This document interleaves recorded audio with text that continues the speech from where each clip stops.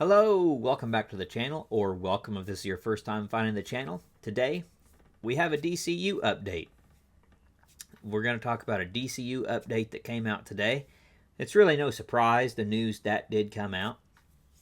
And then we're going to talk about a couple other things with the DCU. One of those is a character that would like to return to the DCU or DCEU, depending on what they do. And the other thing we're going to talk about is a complete rumor that I saw today, but we're going to take a look at it, and we're going to discuss what it could mean. So let's get into the first article, and that is, the first article is, I'm trying to get my second article up because I lost it. Bear with me. Here we go. Okay, we'll do that one. Okay. Man of Tomorrow villain said to be confirmed as Brainiac. Really no shock there. We all pretty much expected this. Says it is now reported that Brainiac is the villain of Man of Tomorrow, confirming the long-running speculation about James Gunn's next Superman film. According to the Wrap, Superman and Lex Luthor team up against the classic DC villain, setting the tone for a bigger, more ambitious sequel. The update lines up with the tease Gunn shared months ago when he posted the script cover featuring anatomical brain imagery. At that time, the hint sparked debate about Brainiac, with many pointing out the timing made sense following the events of Peacemaker Season 2 and the direction of the early DCU slate. What the Wrap says about Man of Tomorrow. The Wrap reports that Brainiac is the main antagonist, pushing Superman and Lex Luthor into an uneasy alliance to confront the threat. This follows the end of Superman, which teased Lex gaining a larger presence in the DCU. It also matches the earlier tease that the sequel features a bigger, more dangerous enemy than what Gunn introduced in the first film. Filming is said to begin in Atlanta this spring, with the movie set for a 2027 release. Holt returns as Lex Luthor alongside David Cornsweet Superman, and the story brings them together for the first time against a shared threat.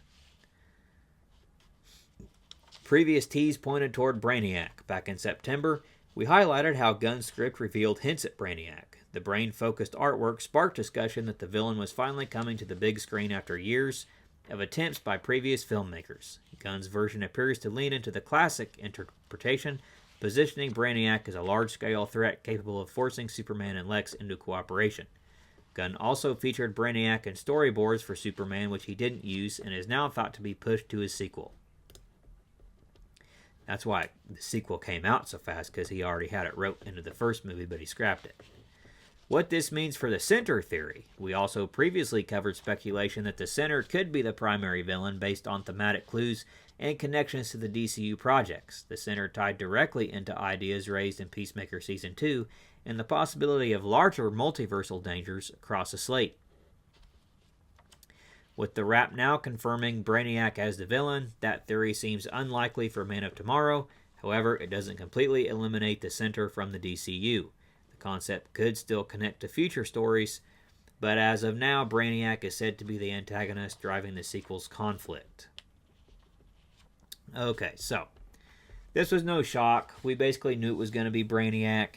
As far as the Center theory, I think that might have been their plan with the DCU, with this whole Gods and Monsters plan. But now that James has scrapped that and is only focusing on the Superman saga, like I said, he's pulling elements that he was going to use in the first movie for this sequel. I don't want to see a Superman and Lex Luthor team-up movie. I'd rather just see Superman versus Brainiac. But with James saying this is going to be more ambitious than anything they've done before, that just tells me that this is going to be more characters, more cameos, just more stuff thrown in there, and it's just not going to win over fans just like the first movie did. Now, let's talk about the actor that wants to come back